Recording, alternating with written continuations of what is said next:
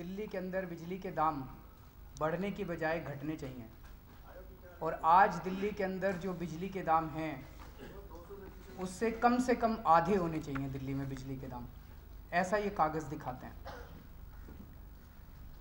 2002 में दिल्ली में बिजली को प्राइवेटाइज़ किया गया था और उस टाइम कहा गया था कि दिल्ली में बिजली सेक्टर में बहुत ज़्यादा लॉसेस हैं, इन लॉसेस को कम किया जाएगा। 55% लॉस थे उस टाइम, इन लॉसेस को कम किया जाएगा और अगर लॉसेस को कम किया जाता है तो उसका बेनिफिट जब कंज्यूमर्स को मिलेगा तो बिजली के दाम दिल्ली में घटेंगे, ऐसा 2002 में सरकार ने बोला था। यही मेन कारण था। लेकिन आज 11 साल के बाद प्राइवेटाइजेशन के दिल्ली में बिजली के दाम घटने की बजाय बढ़ रहे हैं। उस वक्त 55% दिल्ली में डिस्ट्रीब्यूशन लॉसेस कहे जाते थे, वो तो घट गए हैं, डिस्ट्रीब्यूशन लॉसेस कम हुए। आज लगभग 15% दिल्ली में डिस्ट्रीब्यूशन लॉसेस हैं। लेकिन ये जो 40% डिस्ट्रीब्यूशन लॉसेस कम हुए, इसका फ़ायदा किसको मिला? जनता को तो फ़ायदा नहीं मिला।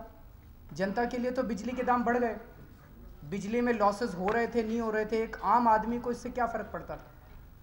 एक आम आदमी के पॉइंट ऑफ व्यू से तो अगर बिजली के दाम कम होते तब उसे फ़ायदा होता। तो ये 40% जो लॉस कम हुआ, ये सारा का सारा फ़ायदा इन बिजली कंपनियों को गया।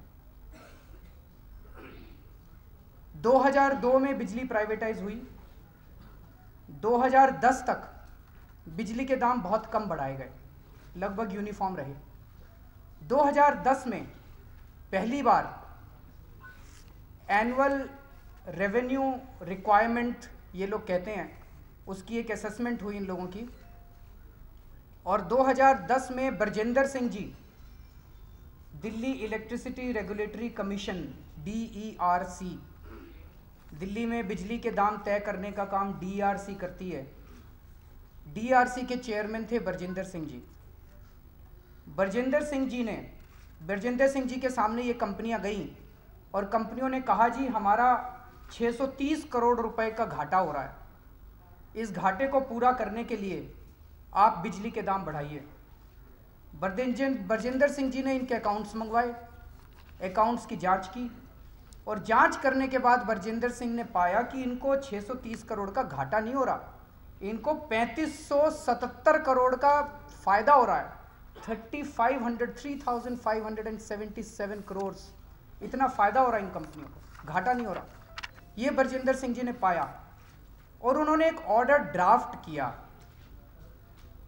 उस ऑर्डर में उन्होंने यहाँ तक लिखा कि आज मैं दिल्ली में बिजली के दाम घटाने जा रहा हूँ।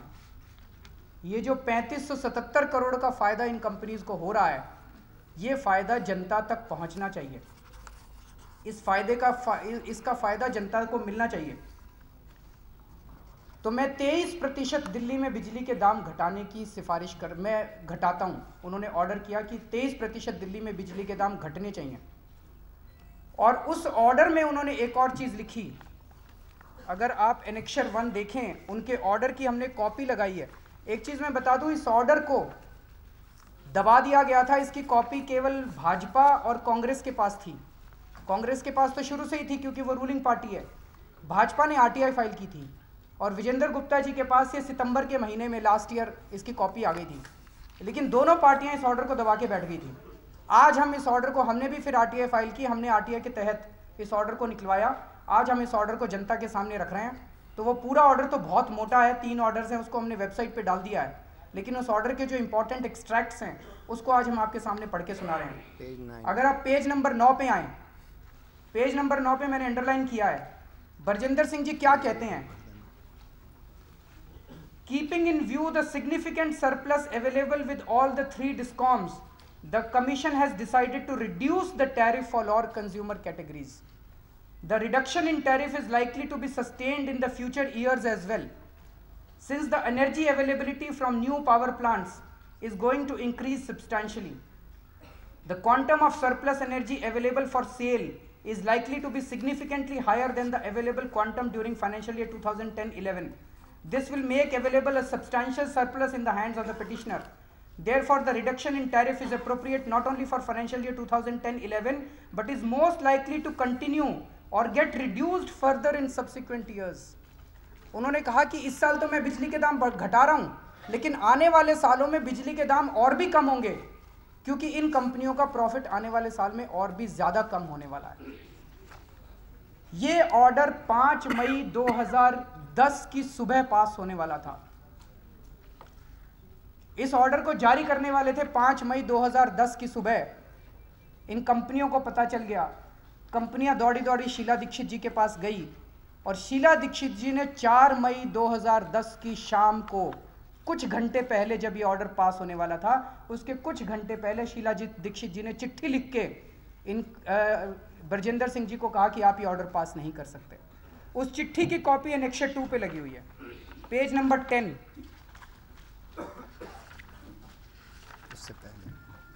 पेज नंबर 11, पेज नंबर 11, 10 और 11 है।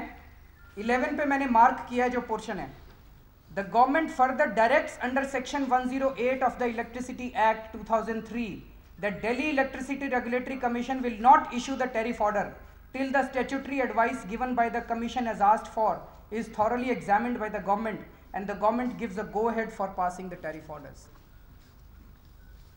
शीला दीक्षित जी को क्या प्रॉब्लम थी? उन्होंने इस ऑर्डर को क्यों रोक दिया?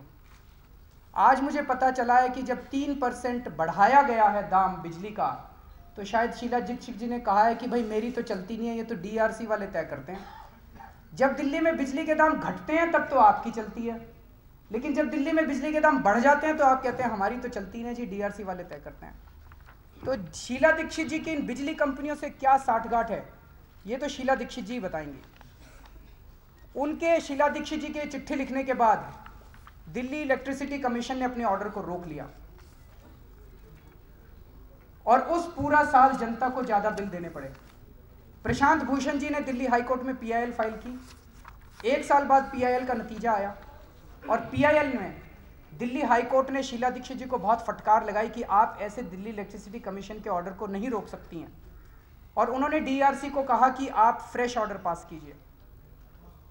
लेकिन दिल्ली वालों की किस्मत खराब थी, ब्रजेंद्र सिंह जी रिटायर हो गए और उनकी जगह शीला दीक्षित जी दिवाकर साहब को लेके आई, सुधाकर साहब को लेके आई, मिस्टर PD सुधाकर, और बस उनको लाने की ज़रूरत थी। उसके बाद तो शीला दीक्षित जी को खुद करने की ज़रूरत कुछ नहीं थी। सुधाकर साहब इन कंपनियों के एजेंट की तरह से तब से काम कर रहे हैं जब से इनकी नियुक्ति हुई है। उसके सारे सबूत आज हम प्रस्तुत करेंगे कि किस तरह से वो, अब शीला दीक्षित जी को खुद कुछ करने की ज़रूरत नहीं है। वो कह देती हैं भाई मेरी तो चलती नहीं, DRC करता है, क्योंकि DRC का चेयरमैन तो उन्हीं का अपना आदमी है। ब्रजेंद्र सिंह जी ने मई 2010 में कहा था कि दिल्ली में 23% बिजली के दाम घटने चाहिए। 1 साल के बाद आके सुधाकर जी ने बिजली के दाम दिल्ली में 22% बढ़ा दिए और उसके अगले साल 32% दिल्ली में बिजली के दाम बढ़ा दिए। अब हम आपको दिखाते हैं कि इन कंपनीज ने क्या क्या फ्रॉड किया, जिस फ्रॉड को ब्रजेंद्र सिंह जी जब पकड़ते थे तो वो उनके ऊपर एक्शन लेते थे, और सुधाकर जी जब पकड़ते थे तो आंखें बंद कर लेते थे। अब मैं आपको दिखाता हूं, एनेक्सर 3 पे आइए, आपकी आंखें चौंधिया जाएंगी। 2008-2009 में इन कंपनियों ने दिखाया कि दिल्ली जल बोर्ड से हमें टोटल 0 बिजली का रेवेन्यू मिलता है। दिल्ली जल बोर्ड से क्या हम मान सकते हैं कि दिल्ली जल बोर्ड में कोई बिजली कंज्यूम नहीं होती है? अगर आप आए पेज नंबर 12 के ऊपर सबसे नीचे, दिल्ली जल board 0 connected load, 0 consumption, 0 revenue. Delhi international airport limited से 0 रेवेन्यू मिलता है। उसके ऊपर है Delhi international airport limited, 0 connected load, 0 consumption, 0 revenue. इसका मतलब सीधे सीधे ये कंपनियां अपनी बुक्स के बाहर रेवेन्यू इकट्ठा कर रही हैं और अंदर वो रेवेन्यू नहीं दिखा के अपने लॉसेस को इंक्रीज कर रही हैं। तो ये पकड़े गए, ब्रजेंद्र सिंह जी ने पकड़ा, अगले साल से इन्होंने ठीक कर लिया। दिल्ली जल बोर्ड का भी रेवेन्यू दिखाने लग गए और दिल्ली एयरपोर्ट का भी रेवेन्यू दिखा। ये दिखा रहे हैं कि किस हद तक फ्रॉड कर रहे हैं ये टाटा और अंबानी दोनों मिलके। उसके बाद इनकी ऑडिट करवाई गई, ब्रजेंद्र सिंह जी ने ऑडिट करवाई कि एक शक ये था कि ये जितना इक्विपमेंट खरीद रहे हैं, जितना सामान खरीद रहे हैं, ये सामान किस रेट पे खरीद रहे हैं। अपनी सिस्टर कंपनी तो पता चला कि 2004 से 2006 के बीच में अनिल अंबानी जी की दोनों कंपनियों ने 1428 करोड़ रुपए का सामान अपनी सिस्टर कंसर्न से खरीदा, रिलायंस एनर्जी लिमिटेड से खरीदा, 1428 करोड़ का। तो ब्रजेंद्र सिंह जी ने इनको कहा, भाई आपकी सिस्टर कंसर्न है, उनके भी जरा रिकॉर्ड दिखा दीजिए कि उन्होंने कितने में खरीदा और आपने सीधे मार्केट से क्यों नहीं खरीद लिया, उससे बीच में एक कंपनी से क्यों खरीदा। तो कहते जी वो तो अलग कंपनी है, वो अपने रिकॉर्ड नहीं दे रहे, जबकि दोनों के डायरेक्टर सेम है, शेयर होल्डर सेम है, और कहते जी वो अलग कंपनी है। तो ब्रजेंद्र सिंह जी ने दिल्ली सरकार के वैट डिपार्टमेंट को चिट्ठी लिखी कि रिलायंस एनर्जी लिमिटेड जो सिस्टर कंसर्न है उसके वैट रिकॉर्ड दिखाओ। वहां से पता चला कि रिलायंस एनर्जी लिमिटेड ने यह सामान 750 करोड़ या 800 करोड़ में खरीदा है, 800 साढ़े 800 करोड़ में खरीदा है। तो इसका मतलब वो बेसिकली अपने खर्चे बढ़ा रहे हैं। 850 करोड़ का सामान इन्होंने 1428 करोड़ रुपए में दिखाया, 550 करोड़ रुपए का एक्सेस एक्सपेंसेस दिखा दिया। वो ब्रजेंद्र सिंह जी ने डिसअलाउ किया, उन्होंने कहा मैं ये खर्चा अलाउ नहीं करूंगा, तुम लोग बदमाशी कर रहे हो। अब आते हैं सुधाकर जी के पीरियड में। सुधाकर जी ने एक टेस्ट चेकिंग करवाई पिछले साल। टेस्ट चेकिंग में पता चला उन्होंने 1%, मान लीजिए 15 लाख कंज्यूमर्स हैं, 15 लाख कंज्यूमर्स में से 15,000 कंज्यूमर्स की चेकिंग कराई, तो पता चला कि 10% कंज्यूमर्स की जीरो बिलिंग दिखाई जा रही है, जीरो बिल दिखाया जा रहा है। जैसे वो दिल्ली जल बोर्ड और दिल्ली इंटरनेशनल एयरपोर्ट का था, वैसे ही वो 10% कंज्यूमर्स का जीरो बिल दिखाया जा रहा है। तो बाद में चेकिंग करने पे पता चला कि वो कंज्यूमर्स कंजम्पशन तो कर रहे हैं, बिल भी दे रहे हैं, लेकिन उन बिल को खातों में नहीं लाया जा रहा, वो बाहर की बाहर ले रहे हैं। तो रेवेन्यू को जो है वो खातों के बाहर लिया जा रहा है। तो अगर ये इतना बड़ा फ्रॉड निकला तो क्या करना चाहिए था भाई। अगर 1% टेस्ट चेक किया था तो या तो उनको सारों का चेकिंग करनी चाहिए थी, 15 लाख के 15 लाख की, या उनको एज्यूम कर लेना चाहिए था भाई 10% मिला तो टोटल 10% बोगस है। उन्होंने केवल उन 1500 कंज्यूमर्स के ऊपर एक्शन लिया। 15 लाख में से 15,000 की टेस्ट चेकिंग कराई, उसमें से 1500 में फ्रॉड मिला, तो उन्होंने 1500 का एक्शन लिया। जबकि करना या तो वो सारों की चेकिंग भाई अगर 1% में 10% फ्रॉड निकले हैं और कई ऐसे बिल मिले जिसमें उन्होंने बहुत ही कम, जो टैरिफ रेट है उससे कम चार्ज किया हुआ था, कम चार्ज तो नहीं करने वाली, तो इसका मतलब उन्होंने सारी फजिंग कर रखी है, सारा फ्रॉड कर रखा है अपने अकाउंट्स के अंदर, अपने रेवेन्यू को कम दिखाने के लिए, अपने खर्चे बढ़ाने के लिए। और सुधाकर जी ने कोई एक्शन नहीं लिया। ये तो 420 का केस बनता है। हमें लगता है अनिल अंबानी जी के खिलाफ तो 420 का मुकदमा चलना चाहिए, लेकिन सुधाकर जी ने तो, उनको तो लाया ही इसीलिए गया था कि वो अपनी आंखें बंद कर ले। ये एनेक्शर 5 जो है वो आप पढ़ लीजिएगा, वो लंबा है, हमने सुधाकर जी के ऑर्डर में से निकाला है, जिसमें वो खुद कबूल कर रहे हैं कि ये फ्रॉड, ये जीरो बिलिंग के केसेस हम लोगों को मिले थे। अब जब तक ब्रजेंद्र सिंह जी थे तब तक तो ये कंपनियां कह रही थी हमारे लॉसेस कम हो रहे हैं, 55% से कम होके इनके लॉसेस 15% पे आ गए, लगातार कम हो रहे थे। जैसे ही ब्रजेंद्र सिंह जी गए अगले साल से इनके लॉसेस बढ़ने लग गए। ऐसा कैसे हो गया भाई? तो ये आर्टिफिशियल लॉसेस थे। अगर आप एनेक्शर 6 देखें, पेज नंबर 20 पे देखें, ये बड़ी मजेदार है। अलकनंदा में 2007-8 में 16% लॉसेस थे, अगले साल ये कम होके 6% हो गए, अगले साल कम होके ये 1.5% रह गए 2009-10 में। ये था ब्रजेंद्र सिंह जी का पीरियड। उसके बाद सुधाकर जी आ गए तो ये 1.5% से बढ़ के 8.5% हो गए लॉसेस। हौज खास में 10% बढ़ के 11% हो गए, लगभग 0% पे लॉसेस पहुंच गए थे, 11% हो गए। खानपुर में 14% से बढ़ के 20% हो गए, सारे सर्कल्स में लॉसेस बढ़ गए। ऐसा क्या हो गया? ये अंबानी कंपनीज को ऐसा क्या हो गया कि सारे सर्कल्स में लॉसेस बढ़ गए? ब्रजेंद्र सिंह जी के टाइम में लॉस कम हो रहे थे, सुधाकर जी के टाइम में आके लॉसेस बढ़ गए। तो इसका मतलब ये सारे आर्टिफिशियल लॉसेस हैं। इसका मतलब जबरदस्ती खर्चे बढ़ाए जा रहे हैं और जो जनता से पैसा इकट्ठा किया जा रहा है वो बुक्स के बाहर किया जा रहा है, वो दिखाया नहीं जा रहा। और सुधाकर जी ने आंखें बंद कर ली, उन्होंने इसके ऊपर कोई एक्शन नहीं लिया। अब हम इस पे आते हैं कि जो ब्रजेंद्र सिंह जी ने कहा कि इनको 3577 करोड़ का प्रॉफिट है, ये कैसे आया प्रॉफिट? तो ब्रजेंद्र सिंह जी ने देखा कि जब बिजली कई बार पीक पे होती है तो इनको बिजली उतनी खरीदनी पड़ती है। लेकिन जब लीन पीरियड होता है तो इनके पास एक्सेस बिजली हो जाती है, उस लीन पीरियड में ये एक्सेस बिजली दूसरे राज्यों को बेचते हैं। तो बरजिंदर सिंह जी ने देखा कि दिल्ली में एक 2120 crore unit 2120 crore unit excess हैं।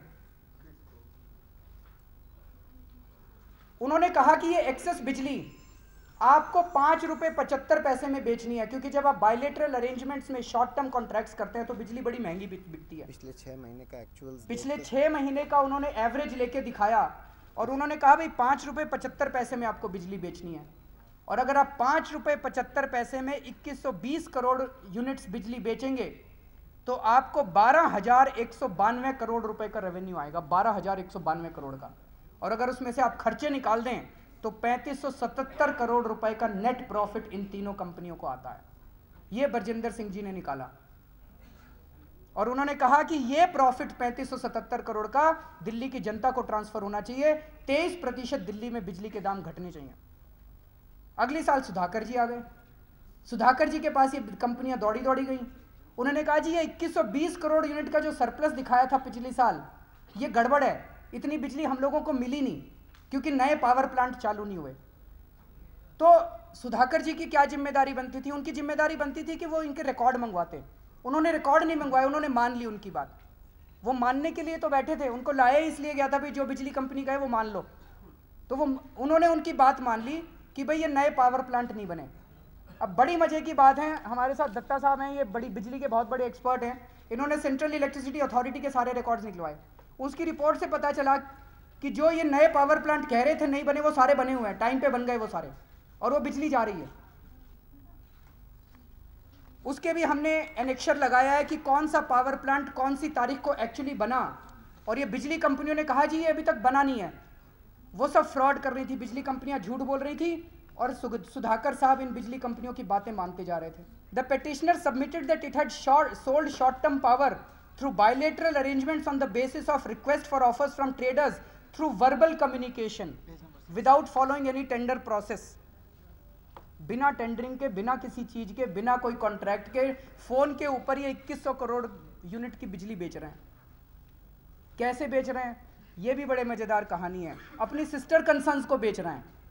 एनेक्शर 9 लास्ट पेज देखिए। रिलायंस ने, अनिल अंबानी की कंपनी ने एक और फर्जी कंपनी बनाई, रिलायंस एनर्जी ट्रेडिंग लिमिटेड।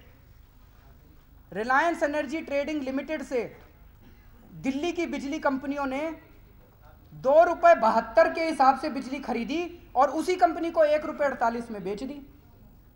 आज महंगी बिजली खरीद के कल मैंने उनको सस्ती में बेच दी, तो लॉस क्रिएट हो गया। आप ये देखेंगे फिगर्स, तो 50 करोड़ रुपए का लॉस आर्टिफिशियली क्रिएट कर दिया उन्होंने। मैं अपने ही भाई से महंगी बिजली ले लूं और उसको सस्ती अगले दिन बेच दूं और 50 करोड़ रुपए का लॉस क्रिएट कर दूं। ये जब हमें डॉक्यूमेंट्स मिल गए तो सुधाकर जी को नजर नहीं आए क्या ये डॉक्यूमेंट्स? और इसके ऊपर भी उन्होंने आंख बंद कर ली। क्यों? क्योंकि शीला दीक्षित जी ने सुधाकर जी को बिठाया ही इसलिए था कि भाई तुम करते रहो, अब मैं कह दूंगी भाई मेरी तो चलती नहीं है, डीआरसी वाले करते हैं। तो मोटे मोटे तौर पर यह साफ समझ में आता है कि सारा का सारा फ्रॉड है। 420 का मामला है, इसमें सीएजी का ऑडिट होना चाहिए। बार बार मांग हो रही है कि सीएजी का ऑडिट होना चाहिए। सीएजी ने कहा है कि बिजली कंपनियों का सीएजी का ऑडिट होना चाहिए, डीआरसी ने कहा है कि बिजली कंपनियों का सीएजी का ऑडिट होना चाहिए, लेकिन शीला दीक्षित जी सीएजी का ऑडिट कराने के लिए तैयार नहीं है। क्योंकि ये पीपीपी का मॉडल है, तो मुझे बताया गया कानून के अंदर सीएजी इनका डायरेक्टली ऑडिट नहीं कर सकते, जबकि मुख्यमंत्री, जब तक मुख्यमंत्री इसकी परमिशन ना दे दें। और शीला दीक्षित जी इन बिजली कंपनियों का ऑडिट कराने के लिए तैयार नहीं है। इस सारे मामले का दिल्ली के आम आदमी पे क्या असर पड़ा? असर यह पड़ा कि मान लीजिए आप जनवरी 2010 में 100 रुपए का बिल दे रहे थे। मई 2010 में बरजिंदर सिंह जी ने कहा कि भाई 23% बिजली के दाम कम होने चाहिए, तो आपका बिल घट के 77 रुपए आना चाहिए था। अब वो 77 रुपए आपको पूरा साल देना चाहिए था, लेकिन आपसे 77 रुपए नहीं, आपको 100 रुपए देना पड़ा पूरा साल, क्योंकि शीला दीक्षित जी ने ऑर्डर रोक दिया। सुधाकर जी ने आके अगली साल अगस्त के महीने में आपका बिजली का बिल 22% बढ़ा दिया, तो आपका कितना हो गया? 122 रुपए, जबकि बरजिंदर सिंह जी के हिसाब से 77 से भी कम होना चाहिए था। अगली साल 122 रुपए हो गया। अगली साल जून के महीने में सुधाकर जी ने आपका 32% और बढ़ा दिया, तो आपका बढ़ के कितना हो गया बिजली का बिल? 161 रुपए। 77 रुपए आपका बिजली का बिल होना चाहिए था, या 77 से भी कम होना चाहिए था, आपका बिल बढ़ के बन गया 161 रुपए। तो आज दिल्ली का हर आदमी कम से कम दुगना बिल तो जरूर दे रहा है। और अगर इसको स्लैब्स में, ये तो मोटा मोटा है, अगर इसको स्लैब्स में देखा जाए तो जो आदमी 200 यूनिट खपत करता है, बरजिंदर सिंह जी के हिसाब से उसको 2 महीने में 503 रुपए का बिल देना चाहिए था, लेकिन आज वो 2 महीने के 1505 रुपए दे रहा है। और पिछले 3 सालों में वो 7,910 रुपए एक्स्ट्रा दे चुका है। 33 महीनों में 200 यूनिट खपत करने वाला एक आम आदमी दिल्ली का पिछले 3 सालों में 7,910 रुपए इन कंपनियों को एक्स्ट्रा दे चुका है, शीला दीक्षित जी की वजह से। 400 यूनिट खपत करने वाला आदमी, उसको 2 महीने का उसका 2205 रुपए बिल आना चाहिए था, आज उसका 4400 रुपए बिल आ रहा है, और वो 3 सालों के अंदर 19,493 रुपए एक्स्ट्रा दे चुका है। तो आज हम मांग करते हैं कि बरजिंदर सिंह जी का टैरिफ ऑर्डर जो 2010 का था, जो कि शीला दीक्षित जी की वजह से रोक दिया गया था, उसको लागू किया जाए और दिल्ली के अंदर बिजली के दाम कम से कम आधे किए जाएं। हम ये मांग करते हैं कि सुधाकर जी के जो टैरिफ ऑर्डर्स हैं 2011, 12 और 12, 13 के, उनको तुरंत रद्द किया जाए। हम ये मांग करते हैं कि जितना एक्स्ट्रा पैसा जनता से 3 सालों के अंदर लिया गया है बिजली के बिलों के नाम पे, वो एक्स्ट्रा पैसा जनता को रिफंड किया जाए। हम ये मांग करते हैं कि परफॉर्मेंस और फाइनेंशियल ऑडिट सीएजी से करवाया जाए, और अगर ये जब तक ये ऑडिट नहीं हो जाता, आगे कोई टैरिफ इंक्रीज नहीं होना चाहिए। और अगर ये डिस्कॉम्स सीएजी का ऑडिट में बाधा डालती हैं, जैसे हमें पता चला मुकेश अंबानी जी वहाँ पे KG6 का ऑडिट चल रहा है, वहाँ पे कोई खाते नहीं दिखाए जा रहे उनको, अगर ये बाधा डालती हैं तो इनका लाइसेंस रद्द किया जाए। जिन जिन डिस्कॉम्स ने अपने अपने अकाउंट्स में फ्रॉड कर रखा है, उनके खिलाफ 420 का मुकदमा चलाया जाए, और सुधाकर जी को बर्खास्त करके उनकी जगह एक नया चेयरमैन लाया जाए, जो कि ट्रांसपेरेंट और पार्टिसिपेटरी तरीके से जिसकी अपॉइंटमेंट होनी चाहिए। करीब करीब पूरा चित्र आप लोगों के सामने रख दिया गया है। The whole picture is before you. What this picture is showing is that after this privatization of electricity distribution in Delhi and the creation of private monopolies in the guise of public-private partnerships, in which all the assets of DSU were handed over to these companies for just 1 rupee, in which the government is supposed to have 49% equity,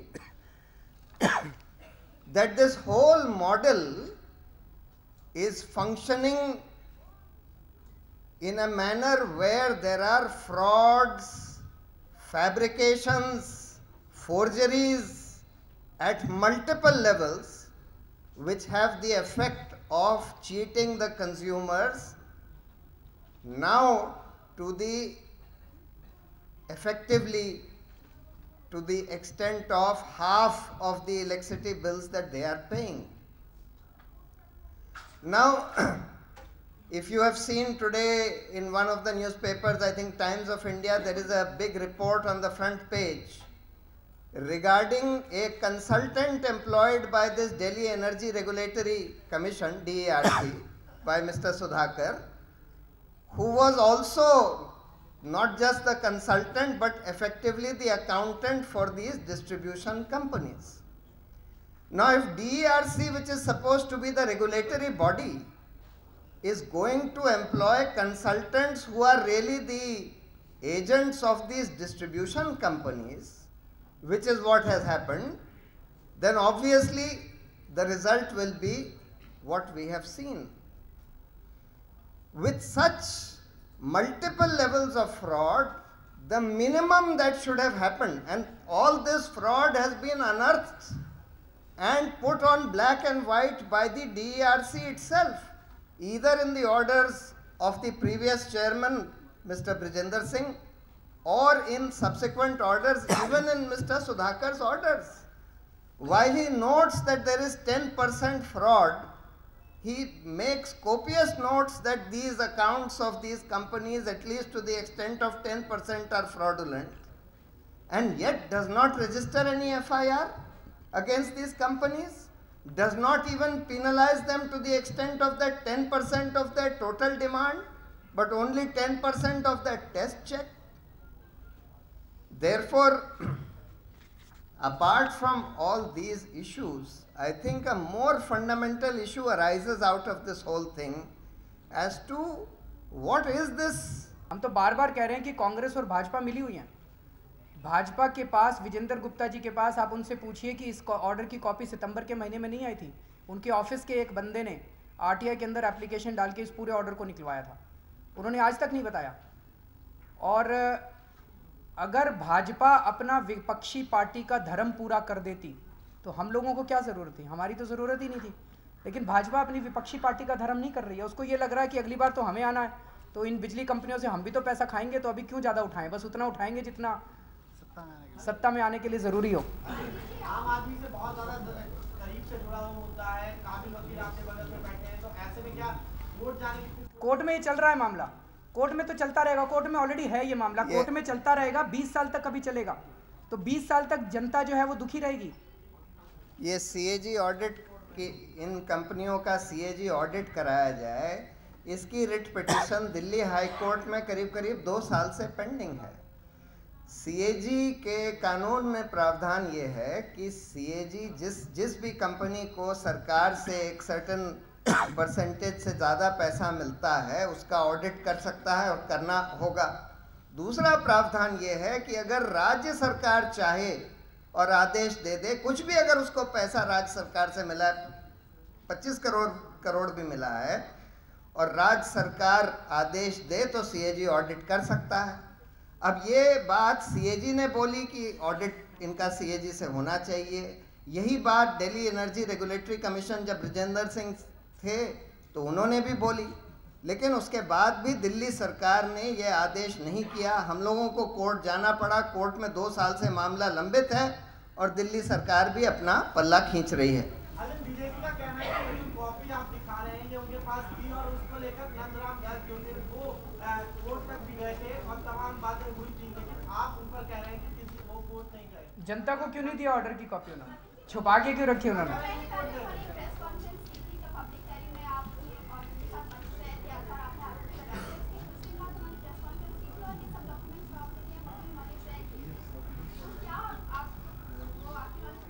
मेरी knowledge में नहीं है। नहीं, मुझे idea नहीं था, मुझे इसके बारे में आइडिया नहीं है।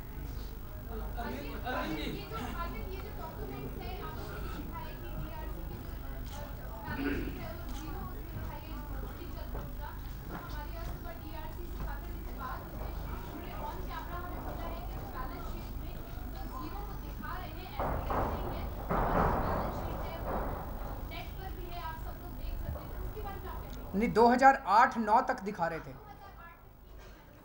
ये तो मैं आपको दिखा रहा हूँ।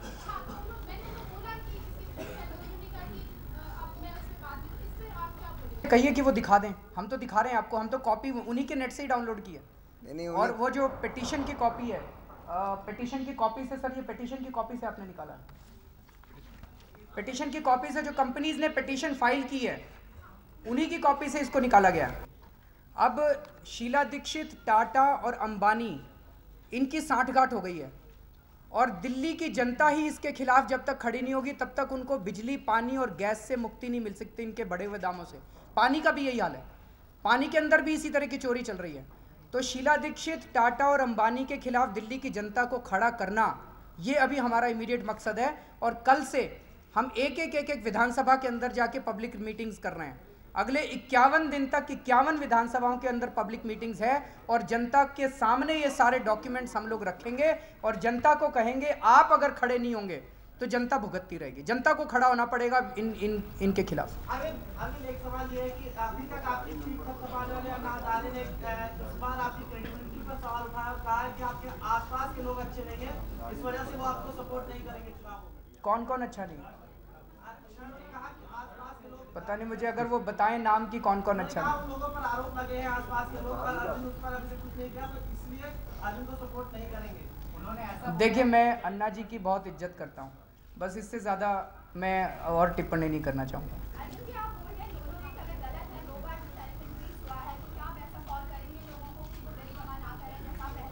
बिल्कुल करेंगे। कल से हम दिल्ली में जगह जगह जाएंगे और जनता को कहेंगे कि अगर ये कंपनियां आपसे, हमारे हिसाब से आज जितना बिल है उसका आधा बिल होना चाहिए।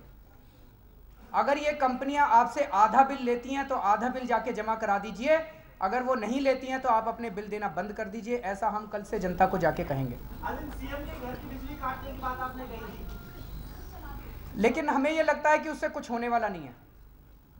सीएम की बिजली काटने से कुछ नहीं होने वाला। अब जनता जब तक खड़ी नहीं होगी, जनता को खड़ा करने के लिए हम 51 दिन तक हम जगह जगह जाएंगे और इसका वो करेंगे।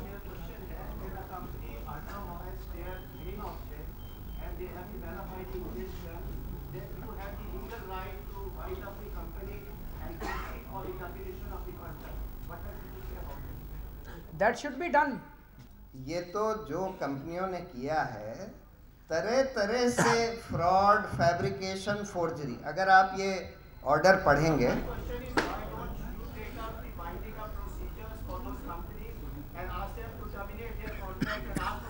नहीं वाइंडिंग अब तो दूसरी चीज़ होती है, बट नहीं, हम नहीं करा सकते। हम तो ये करा सकते हैं कि भाई हम ये कोर्ट में जाके कोशिश कर सकते हैं कि इनके खिलाफ FIR रजिस्टर हो, इन सब चीज़ों के बारे में। यही हमारी पिटीशन हाई कोर्ट में पेंडिंग है, वो भी पेंडिंग है, और दूसरी CAG के ऑडिट वाली भी पेंडिंग है, FIR की भी पेंडिंग है, फ्रॉड की। सवाल ये है कि कोर्ट में तो आप लोग सब जानते हैं कि कितने कितने साल लगते हैं। हम लोगों से बार बार पूछा जाता है कि आप लोग ये फ्रॉड उजागर करते हैं, आप लोग कोर्ट में क्यों नहीं जाते? जिन चीज़ों में हम कोर्ट जा सकते हैं, जितनी हमारी हैसियत है, हम करते हैं। लेकिन हर चीज़ में अगर हम कोर्ट जाने लगें तो फिर हम तो सिर्फ इतने केस भी नहीं कर पाएंगे। मतलब जितने हम कर सकते हैं उतने करते हैं। सवाल ये है कि ये सब चीज़ें जनता को जानने की ज़रूरत है कि भाई क्या हो रहा है, किस तरह से उनको लूटा जा रहा है, किस तरह से सरकारी तिजोरी खाली करी जा रही है।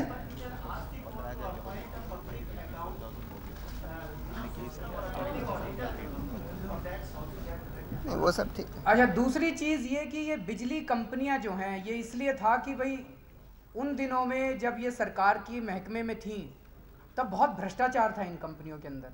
तो ये कहा गया भाई जब प्राइवेटाइजेशन आ जाएगा तो भ्रष्टाचार खत्म हो जाएगा, जनता को बड़ी सुविधा मिलेगी, कंज्यूमर फ्रेंडली हो जाएगा। आप दिल्ली की जनता से बात करके देखिए, आज भी अगर आपको अपना बिल ठीक कराना पड़ता है तो इनके कर्मचारियों को रिश्वत देनी पड़ती है। आज भी अगर आपको अपना मीटर ठीक कराना पड़ता है तो इनके कर्मचारियों को रिश्वत देनी पड़ती है। और दादागिरी इतनी इस हद तक है कि किस तरह से ये लोग एक आम आदमी को परेशान करते हैं और उनको टॉर्चर करते हैं। एक केस जो दत्ता साहब एक बहुत गरीब आदमी का लड़ रहे हैं पिछले कई दिनों से, मैं दत्ता साहब से कहूँगा कि वो 2 मिनट में उस केस के बारे में बताएं। एक लड़का है अकरम, वो छोटा सा मैकेनिक है, उसका घर में रेड हुआ था, उसका घर में मीटर में आग लग गया। वो मई 2009, वो अपना रिपोर्ट किया कि भाई मीटर में आग लग गया, आप इसको देखो। 4 दिन बाद आके उसका मीटर लेके गया, फिर उसका नाम में इलीगल एक नोटिस दिया है कि तुमने चोरी किया है। उसका जवाब वो दे दिया कि हमने कोई चोरी नहीं किया। फिर उसका ऊपर जबरदस्ती आया कि नहीं आप 54,000 रुपीज़ जमा करो। उसका महीना में बिल होता है 100-150 यूनिट का, कोई 300 रुपये का बिल होता है। ये 54,000 से थोड़ा दिन में बोला ठीक है 52,000 और 3 महीने बाद बोला कि आप 50,000 दे दो, नहीं तो आपको जेल दे देंगे। फिर और 3 महीना बाद जून 2010 में बोला कि आप 39,000 रुपया। वो जब बोला कि ना आप इसको देने राजी नहीं है, ये गलत बिल है, तो फिर उसका घर में जुलाई महीना में 10-15 आदमी आके उसका कनेक्शन डिस्कनेक्ट कर रहा था इलेक्ट्रिसिटी। उससे ज़बरदस्ती 5,000 रुपया ले लिया। फिर उसको बोला कि और भी पैसा मेरे को चाहिए, नहीं तो हम आपको डिस्कनेक्ट करें। उसका नेक्स्ट दिन हम जाके DERC में केस फाइल किया कि वायलेशन ऑफ रेगुलेशन हो रहा है। ये 23 जुलाई 2010 का है। आज तक वो केस चल रहा है क्योंकि DERC वो वायलेशन का कोई एक्शन नहीं है। पहले तो सुन लिया, फिर CGRA कंज्यूमर ग्रीवेंस रेड्रेसल में भेजा, वहाँ पर 4 सुनवाई हुआ, 4-4 घंटे का सुनवाई। इतना बड़ा केस, इतना बड़ा हियरिंग मेरे ख्याल में दिल्ली हाईकोर्ट में भी नहीं होता, एक छोटा सा केस। उसका बाद कोई राय नहीं मिला। फिर हमको बोला आप लिख के दो, आपको क्या चाहिए। फिर हमने लिख के दिया, वो नहीं हुआ। हमने रिव्यू पिटीशन फाइल किया। कल हम रिव्यू पिटीशन भी किया था, बोला अभी नहीं होगा भाई, उधर से देखो। ये 3.5 साल हम दौड़ रहा है केस करने के लिए कि वो वायलेशन कर। आप क्या एक्सपेक्ट कर सकते हैं ये सिस्टम से कि जहाँ पर वो बिजली वाला कभी भी आपका घर आके कोई भी टाइम आपका घर में आके आपको बिना बोल के आपका घर में फोटोग्राफी करेगा, आपका प्राइवेसी नहीं है, और फिर आपका नाम है केस लॉन्च करेगा। ये मैं और एक केस बता रहा हूँ, ये रूबीना खातून, उनका घर में 26 नवंबर का उनका घर में लेके, वो actually see is about 25 years old, छोटा बच्ची है, उनका घर में 8-10 मोटा आदमी घुस गया, फोटो ले रहा है। उसका बाद क्या किया, उनका वो हस्बैंड को बुलाया और आसपास में था, वो भी लड़का है 26-27 साल का, वो आया तो उसको मीटर चेक करके चले गए। परसों उसका पास नोटिस आया, ये नोटिस 1 महीने का अंदर देना जरूरी है, अदरवाइज वायलेशन नहीं होगा, डीम्ड एज ड्रॉप। उसको पास आया कि तुम सो पास आए, तुम चोरी किया है दिल्ली, तुम हमारा पास 12 तारीख अभी फरवरी को उसका पास जाने पड़ेगा, वहाँ पर शो कॉज नोटिस किया है, और हम इसका जानते हैं इसको क्या होगा, उसको 20,000 रुपया का फाइन लगेगा। तो आप इसको भी मेरे को लड़नी पड़ेगा, क्योंकि ये जितना गरीब आदमी का हम लड़ते हैं, अपना ही लड़ते हैं, कि कोई खर्चा किसी को नहीं लगता, हम अपना ही लड़ते हैं। मगर हम कितना दिन इसका पीछे दौड़ रहे हैं। एक आश्रम का केस में कम से कम मेरा 20 दिन हो गया जाना आना, आर्गूमेंट करना, कोई फायदा नहीं हुआ इसका, उसको कोई रहा नहीं, वो केस चल रहा है, मेरे ख्याल में और आगे चलेगा हाई कोर्ट तक। ये है बिजली कंपनी का तरीका, दूसरा से पैसा उठाने। एक तो जिसका बिल 200 रुपया होता है, उसको 54,000 रुपीज़ का बिल दिया, करते करते 39,000 आया, फिर 16,000 लेके खत्म करने की कोशिश किया, जब हमने लगाया कोई एक्शन नहीं लिया। अंजलि दमानिया ने इसको शुरू किया था, उन्होंने फ्रॉड निकाला, फ्रॉड हमने सामने रखा, लेकिन केवल हमने नहीं, उसके बाद मीडिया ने इसको उठाया, और जब हमने तो 10% सबूत दिए थे, मीडिया ने उसके बाद 90% सबूत और निकाले, और उसके बाद देश की जनता ने आवाज़ उठाई, तो उसी की वजह से हुआ। पब्लिक प्रेशर था, डेफिनेटली पब्लिक प्रेशर की वजह से उनको जाना पड़ा। हाँ, इनकम टैक्स की भी कार्रवाई हुई, लेकिन हम ये कहना चाहते हैं कि नितिन गडकरी जी को तो पद छोड़ना पड़ा, चाहे लेट छोड़ा, लेकिन पद छोड़ना पड़ा, और अब जो भी उन्होंने गलत काम किए हैं उसके ऊपर निष्पक्ष जांच होनी चाहिए। लेकिन रॉबर्ट वाड्रा जी के खिलाफ कब कार्रवाई होगी और कौन करेगा? तो सलमान खुर्शीद जी को कब इस्तीफा देने के लिए बोला जाएगा? कम से कम उनको भी तो पद छोड़ना चाहिए सलमान खुर्शीद जी को, उनकी तो प्रमोशन होती जा रही है। रिलायंस के खिलाफ कब एक्शन किया जाएगा? मुकेश अंबानी के खिलाफ कब एक्शन किया जाएगा? उनके यहाँ कब रेड मारी जाएगी इनकम टैक्स की? मैं उसके बारे में आपको बता देता हूँ। हमने ये कहा था जब तक पार्टी नहीं बनी थी, ये शायद 5 नवंबर के आसपास हम लोगों ने बोला था कि बार बार ये बात उठ रही है, तो मयंक जी, अंजलि और प्रशांत भूषण जी, इन तीनों के खिलाफ जो हमारे लोकपाल हैं वो जांच करेंगे। तब तक जस्टिस AP शाह और दूसरे कौन थे, जस्टिस मार्लेपल्ली, वो तैयार हुए थे कि वो इंटरनल लोकपाल का काम करेंगे। लेकिन जब इन तीनों केसेस की उनसे बात की गई, पार्टी जब बन गई उसके बाद फिर उन तीनों केसेस की बात की गई, तो उन्होंने कहा कि हम पार्टी से संबंधित नहीं रहना चाहेंगे, और दूसरा उन्होंने कहा कि जितना इसमें समय देने की ज़रूरत है हमारे पास समय नहीं है। तो एक नए लोकपाल का गठन किया गया, उसमें जस्टिस भगवती प्रसाद हैं, एडमिरल रामदास हैं और इलीना सेन हैं। इन तीनों के उसमें गठन किया गया है, और उन तीनों ने बैठ के प्रोसीजर डिसाइड किया कि क्या प्रोसीजर होगा इसके लोकपाल की फंक्शनिंग का। वो प्रोसीजर हमारी वेबसाइट के ऊपर है। उस प्रोसीजर में उन्होंने एक चीज़ लिखी है, उनका जुरिसडिक्शन नेशनल एग्जीक्यूटिव के ऊपर है, बाकी स्टेट एग्जीक्यूटिव और डिस्ट्रिक्ट के लिए अलग लोकपाल बनाए जा रहे हैं। स्टेट्स के लिए अलग, हर स्टेट के अंदर लोकपाल का गठन किया जा रहा है, और डिस्ट्रिक्ट्स के लिए अलग डिस्ट्रिक्ट्स के लोकपाल का गठन किया जा रहा है। तो चूंकि अंजलि जी नेशनल एग्जीक्यूटिव का हिस्सा नहीं है, तो उन्होंने कहा कि अंजलि जी का हम केस नहीं लेंगे क्योंकि हमारी जुरिसडिक्शन नहीं है। दूसरा, जहाँ तक मयंक का और प्रशांत भूषण जी का सवाल है, उन्होंने कहा कि हम पार्टी से रेफर्ड केस नहीं लेंगे, क्योंकि पार्टी तो केस को कमज़ोर कर सकती है। आपकी अपनी पार्टी है, आपके अपने नेशनल एग्जीक्यूटिव के मेंबर्स हैं, there is a conflict of interest, there has to be a complainant. तो मयंक जी के केस में कंप्लेनेंट है, अभी 1 हफ्ता पहले 2 लोगों ने कंप्लेंट की है, उसको हमने फॉरवर्ड कर दिया है और उसके ऊपर वो जांच कर रहे हैं।